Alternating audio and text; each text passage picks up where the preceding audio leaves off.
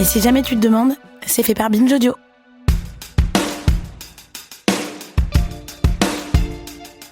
Depuis quelques mois maintenant, l'extrême droite française s'est découvert une nouvelle passion, les crypto-monnaies. Ça peut paraître étrange, je dis comme ça, mais c'est bien le cas. Qu'il s'agisse du Rassemblement National, de son parti satellite, l'UDR d'Éric Ciotti, ou encore de Reconquête, la formation d'Éric Zemmour, tous sont, semble-t-il, partis en chasse pour séduire les amateurs et les professionnels d'un secteur souvent boudé par la politique. Monsieur Ciotti, bonjour. Bonjour. Vous avez déposé il y a quelques jours à l'Assemblée nationale une proposition de loi visant, je cite, à adapter la France à un nouvel ordre monétaire et embrasser Bitcoin et les autres crypto-monnaies. Pourquoi est-ce qu'on a attendu 2025 pour avoir un texte complet qui s'intéresse aux vraies problématiques du monde de la crypto ? Parce que je crois qu'on est au croisement de plusieurs enjeux. Et ce tournant du Bitcoin, des crypto-monnaies, peut nous faire entrer dans une nouvelle ère, l'ère de l'indépendance, l'ère de la modernité.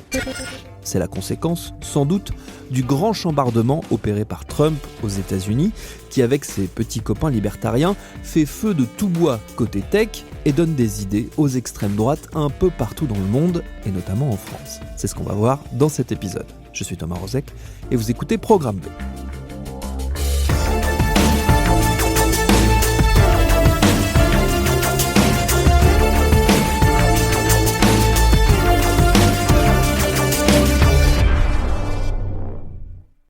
Et pour mieux comprendre, comme je suis par ailleurs une bille en crypto, il me fallait l'éclairage d'un expert, en la personne de mon camarade Grégory Raymond, journaliste spécialiste des crypto-monnaies, cofondateur du média The Big Whale qui leur est dédié. Grégory, avec qui nous avons commencé par un constat, cette pleine adhésion de l'extrême droite et notamment du RN aux cryptos, eh bien c'est un revirement, voire un revirement total. Effectivement, là, si le RN est aujourd'hui favorable au Bitcoin, au crypto en règle générale, surtout en tant que stratégie industrielle et en reconnaissance de sa valeur parmi les autres actifs financiers, en fait, ça n'a pas toujours été, et il y a même eu un changement à 180 degrés depuis les premières prises de position de Marine Le Pen, parce que en 2016, je crois que c'est la première fois qu'elle en a parlé, elle était tout simplement pour son interdiction. Donc ouais, c'est un gros changement. Alors, je trouve qu'à l'époque, c'était une position assez logique, car le Bitcoin, c'est une monnaie sur laquelle les États n'ont aucune influence. Donc, c'est quand même un pouvoir régalien qu'on affaiblirait. Donc, moi, je trouvais ça très cohérent qu'elle s'inscrive contre le Bitcoin à cette époque.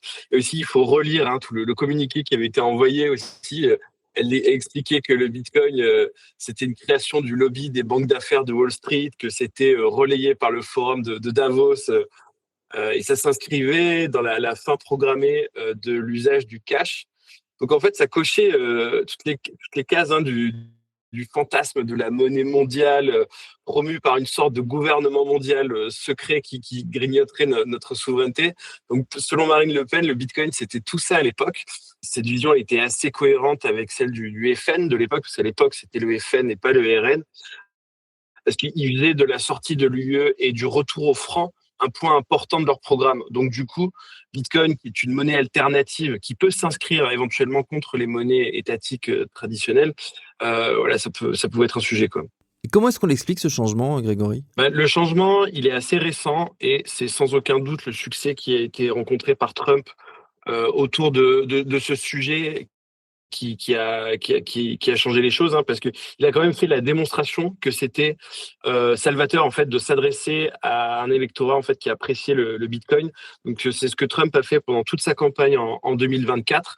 Et moi j'avais suivi ce mouvement de près, et j'avais remarqué qu'il y avait plusieurs études qui avaient été publiées à ce moment-là, qui avaient signalé que dans les swing states, donc en fait ces États qui sont indécis politiquement, qui ne sont ni démocrates ni républicains, et qui peuvent en fait basculer de l'un à l'autre en fonction des élections, il y avait dans ces États-là de nombreux électeurs indécis eux-mêmes qui estimaient qu'il fallait que le futur président adresse ce sujet positivement. C'est surtout pour ça que Trump s'est adressé à eux. Ça lui a assurément permis de conquérir un nouveau réservoir électoral. Et après, c'est quand même aussi marrant de constater que en fait, Trump, il a fait le même cheminement de pensée que Marine Le Pen, parce qu'il était historiquement opposé au Bitcoin. Pendant son premier mandat, il avait pris position contre le Bitcoin. Donc, en fait, voilà, les temps changent, j'ai l'impression, quoi. Et aussi, quelque chose d'intéressant, c'est qu'une fois qu'il a été élu, Trump, forcément, moi, je me suis dit, mais est-ce que ça va pas faire tache d'huile en France? Et donc, je suis allé poser la question au RN dès le milieu du mois de novembre 2024, donc quelques jours après son élection. Je voulais savoir si leur position sur le sujet avait changé. En novembre 2024, le parti n'avait pas de position officielle encore, mais son monsieur économie, donc qui est Jean-Michel Tanguy, il m'avait dit très clairement que c'était n'importe quoi le Bitcoin et que c'était pas du tout intéressant de vouloir constituer une réserve nationale à l'époque. Donc visiblement, de l'eau a coulé sous les ponts parce qu'aujourd'hui, le RN et aussi plus globalement tous les autres partis classés à droite, voire très à droite, ils ont tous désormais pris fait et cause et ils proposent en fait une stratégie pro-Bitcoin. Moi, je trouve que l'explication, elle est assez simple, elle est opportuniste. Il y a un électorat jeune et technophile à aller chercher. Et traditionnellement, tous les partis politiques français se sont un peu pincés le nez sur le sujet. Il y avait beaucoup de poncifs qui étaient exprimés, mais je pense qu'il y avait surtout une mauvaise compréhension du sujet. Et donc, quand on fait bosser maintenant des gens dans les partis sur ce sujet-là, qu'on arrive à construire un discours cohérent, ça peut valoir le coup d'aller parler à ce nouveau réservoir de voix, quoi. Il est temps que nos États investissent dans le Bitcoin pour constituer des réserves stratégiques nationales. Sarah Knafo au Parlement européen en décembre 2024. Il est temps de développer l'industrie du minage. Osons la liberté. Cessons d'avoir peur de notre ombre. Restons fidèles à l'ambition de notre civilisation. Alors j'ai l'impression, et tu vas me dire si je me trompe, qu'en France, ce rapprochement il est surtout venu du parti Reconquête, donc le parti d'Éric Zemmour, notamment via Sarah Knafo, qui est sa compagne, mais qui est surtout eurodéputée, et qui incarne peut-être le pendant français des mouvements libertariens américains actuels. Oui, je suis d'accord. Alors en France, je ne sais pas si on peut vraiment parler de proximité avec le milieu libertarien, mais c'est surtout la frange la plus libérale des partis politiques français qui s'intéressent au sujet. Et tu as raison de parler de Sarah Knafo, parce qu'en fait, selon moi, c'est quand même celle qui a le moins d'opportunisme à ce sujet-là, qui est une vraie conviction. Elle était la première vraiment à en parler en décembre 2024. Donc, elle parlait déjà de la constitution d'une réserve nationale de Bitcoin. C'était un grand discours au Parlement européen. Elle parlait de l'expérience réussie du Salvador à ce sujet-là, qui a quand même fait 100% de plus-value depuis 2021 et qui accumule du Bitcoin un peu toutes les semaines. Sarah Knafo s'était aussi opposée fermement au projet d'euro numérique de la BCE, qui est un des grands sujets de l'écosystème. Et elle a rencontré aussi beaucoup de leaders internationaux de cette industrie. Je pense notamment à Michael Saylor, qui est le patron de Strategy, qui est l'entreprise privée qui détient le plus de Bitcoin dans le monde, l'équivalent de 60 milliards de dollars. Donc il y a une vraie conviction derrière tout ça. Et on peut quand même revenir aussi à Éric Zemmour, qui avait fait des petites propositions pour l'écosystème crypto lors de la campagne de 2022. Donc oui, s'il fallait déterminer qui étaient les pionniers en France sur ce sujet-là, c'est clairement Reconquête. Mais aujourd'hui, on en parle quand même globalement dans tous les partis de droite, côté Marine Le Pen. Donc les premières propositions sont arrivées en mars 2025. Mais Marine Le Pen, elle a vraiment une vision industrielle du sujet, parce qu'elle veut vraiment utiliser les surplus d'électricité produite, notamment par les centrales nucléaires françaises, pour miner du Bitcoin et constituer une réserve nationale. Donc c'est vraiment sous ce prisme-là que le RN en parle le plus. Après, il y a Éric Ciotti qui en parle aussi beaucoup. En octobre, il a notamment fait beaucoup parler de lui parce que son parti, l'UDR, a déposé une proposition de loi pro-crypto avec plein de propositions. Donc, il y avait aussi cette histoire d'utiliser les surplus d'énergie des centrales nucléaires pour miner du Bitcoin, mais aussi quelque chose, je trouve, qui était quand même assez fort à ce moment-là, c'était d'utiliser 25% de la collecte annuelle du livret A et du LDDS pour abonder une réserve nationale qui serait aussi grossie par les saisies criminelles qui seraient pas vendues, alors que juste aujourd'hui elles sont vendues aux enchères. Et c'est pas le seul. Il y a aussi David Lisnard, donc qui est je pense un peu le moins à droite de tous ces gens qu'on cite. Il navigue autour des Républicains, même s'il a son petit parti. Alors, il dit des choses intéressantes. Alors lui, c'est vraiment le côté entrepreneur, libéral. On peut pas dire qu'il soit franchement pro-Bitcoin, mais il a une bonne compréhension des enjeux et il milite pour le développement de l'écosystème, des entreprises liées à ce secteur-là en France. Il a pris fait et cause aussi pour le développement des stablecoins euros, parce qu'il y a un énorme enjeu de souveraineté à ce sujet-là. Un stablecoin, juste pour préciser, c'est une crypto-monnaie stable, c'est-à-dire une crypto-monnaie adossée à une monnaie fiduciaire comme l'euro ou le dollar.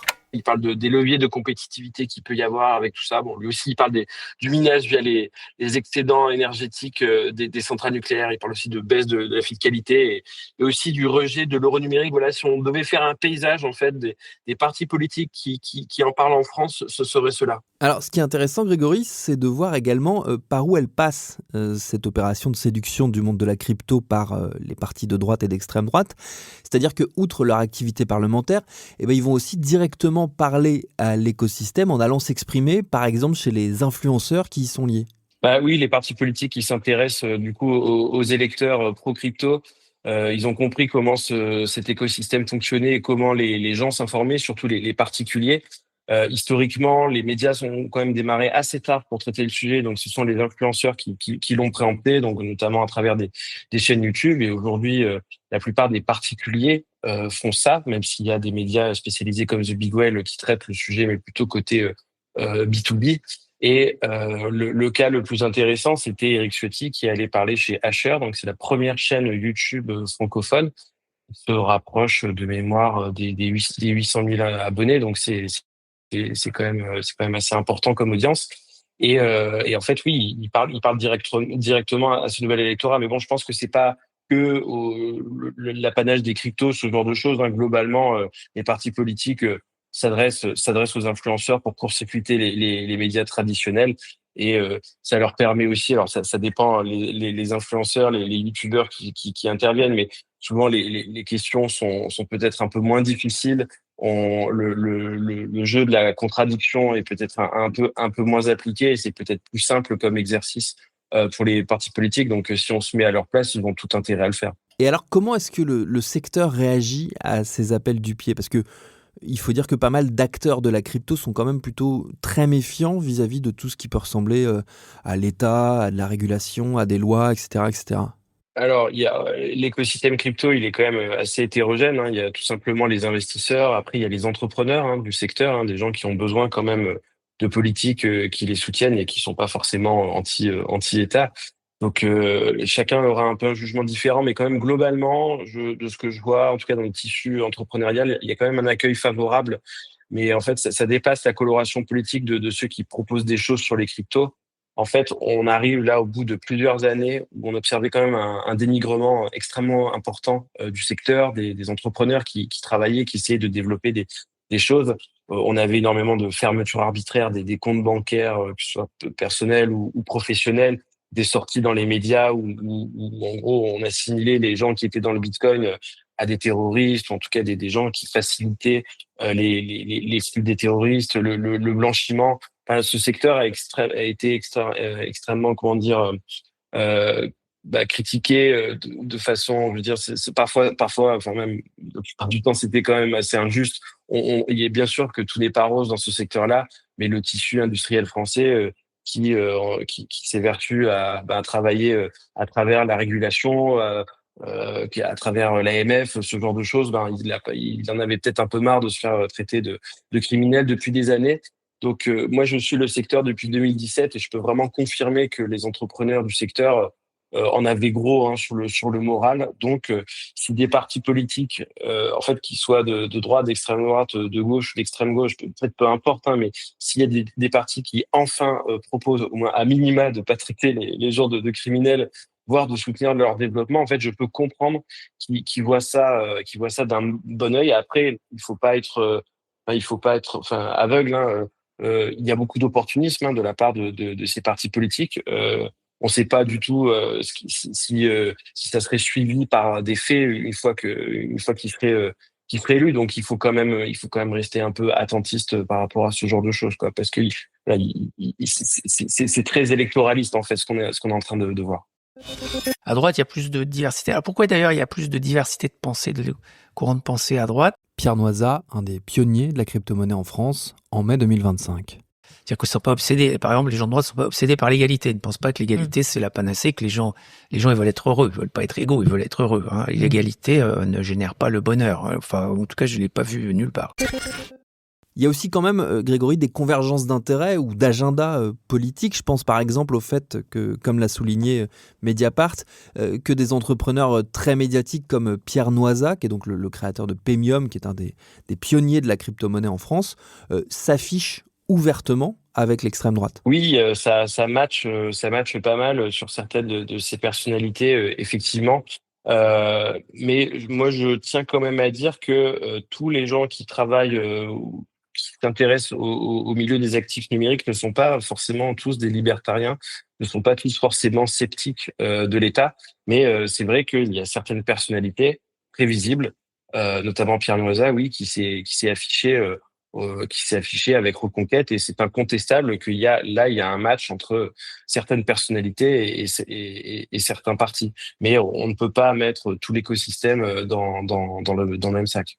Ça reste un écosystème entrepreneurial et économique, mais les gens ont leur propre parti pris politique, et il y a ces débats qui sont dans l'écosystème depuis toujours. Par exemple, en fait, il y a quand même une partie importante de l'écosystème qui est là pour le côté, en fait, qui se reconnaît dans le mouvement qui a suivi Occupy Wall Street, le mouvement qui s'est construit en fait post 2008 pour lutter contre la finance folle, les banques qui faisaient n'importe quoi, le fait que les États en fait socialisent les pertes. En fait, à travers tous les plans de sauvetage, en fait, Bitcoin est aussi né à travers ça. Donc, il y a aussi une grande partie des gens qui représentent en fait un courant libertaire de gauche. Donc, il y a ces débats philosophiques qui sont là depuis longtemps. Et il ne faut vraiment pas croire que tout l'écosystème crypto est libertarien. Est-ce que ça a des chances, tout ça, Grégory, de faire bouger les lignes politiquement sur les crypto-monnaies? Ou est-ce que, au contraire, le fait que ce soit un peu comme ça capté par l'extrême droite, ça va marginaliser le sujet encore plus aux yeux du reste du spectre politique? Alors, c'est une très très bonne question. En fait, moi, je me pose beaucoup de questions sur ce que la gauche, en fait, sera capable de proposer sur ce sujet-là. Parce que là, si on récapitule, la droite et l'extrême droite a des positions, a des convictions sur le sujet. Le président Emmanuel Macron, pas plus tard que cette semaine, a publié une tribune dans le Financial Times, globalement, où il parlait de guerre commerciale. Il a appelé aussi au développement intensif en fait des stablecoins euros, qui est un énorme sujet de compétitivité. Donc en fait, on peut dire que le parti présidentiel a aussi des convictions sur le sujet. Maintenant, les grands absents, c'est la gauche. Et moi, en fait, je me demande pourquoi elle n'en parle pas plus. Parce que en fait, comment dire, c'est un peu. Moi, je trouve que c'est un peu dommage, parce que c'est comme si seulement la droite en fait avait été capable d'avoir une vision sur le développement d'Internet dans les années 90-2000. Là, il s'agit pas d'être simplement pour ou contre. Le sujet est très complexe. Mais en fait, il faut adresser les besoins d'un monde qui est en train de changer, et pas simplement se mettre un voile sur les yeux. Pour avoir discuté avec des personnalités dans les différents partis de gauche ces dernières semaines, en fait, moi, j'ai surtout remarqué que, d'une part, il y a une méconnaissance du sujet. Après, il faut dire que on peut pas tout savoir dans le milieu de la tech, de l'économie. En tout cas, ils n'ont pas choisi de mettre le poids du corps là-dessus. Comme autour de l'IA, il n'y a pas beaucoup de choses qui sont proposées sur les grandes technologies de rupture. Donc, il y a un petit problème avec ça. Et je pense que, d'autre part, je pense qu'on se dit du côté de la gauche qu'il y a trop de coups à prendre de la part de son propre électorat si on s'empare du sujet. Parce que le sujet aujourd'hui, qu'on le veuille ou non, pour les gens qui suivent de loin, les actifs numériques, c'est un truc de droite. Donc en fait, si la gauche essaye de s'en emparer, ils risquent, à mon avis, ils se disent qu'ils pourraient perdre des plumes. Donc on préfère se pincer le nez, malheureusement. Alors le seul sujet où il y a quand même un peu de débat, c'est autour de l'euro numérique. C'est le projet qui est poussé par la Banque centrale européenne, qui est né en fait après l'émergence du projet avorté par Facebook de monnaie numérique qui s'appelait Libra, et qui a changé de nom pour Diem, qui était arrêté. En fait, à ce moment-là, les banques centrales se sont dit oula, il y a des acteurs privés qui sont en train de un peu prendre le pouvoir sur la monnaie. Il faut que les banques centrales en fait proposent une alternative à ce genre de choses, une alternative publique. Et donc c'est pour ça que l'euro numérique est né. Mais l'euro numérique, il y a énormément de débats autour, notamment autour de la surveillance. du business en fait que ça risque de prendre aux banques, la façon dont se transmettra aussi la politique monétaire. Enfin voilà, il y a plein de sujets. Donc la gauche, elle s'exprime que là-dessus à travers de la monnaie, à travers le bien public que ça constitue. Sauf qu'en fait, il y a tout un étage privé de la monnaie, la monnaie commerciale, la monnaie qu'on utilise tous les jours, c'est de la monnaie commerciale, ce qui n'est pas ce qui est sur vos comptes bancaires, c'est de la monnaie commerciale, donc de la monnaie privée. Et les stablecoins, c'est l'équivalent dans l'espace blockchain. Et ce sujet-là, il faut absolument l'adresser parce que 99% des stablecoins dans le monde sont du dollar. Ça veut dire que en fait, si on ne fait rien pour développer les stablecoins euros dans un délai très proche, en fait, on s'en rendra pas compte, mais on paiera notre café en dollars en France. Donc, il faut absolument avoir une politique dessus, des convictions. Et moi, j'espère que tous les partis, en fait, seront capables de proposer quelque chose dessus. Encore une fois, il s'agit pas d'être pour ou d'être contre, mais adresser en fait les besoins complexes en fait que ça suscite. Merci à Grégory Raymond pour ses réponses. Programme B, c'est un podcast de Binge Audio préparé par Charlotte Bex et réalisé par Paul Berthiaud. Tous nos épisodes, les anciens comme les nouveaux, sont à retrouver sur toutes vos applis de podcast préférés. Cherchez-nous sur Internet si vous voulez nous parler et à très vite pour un nouvel épisode.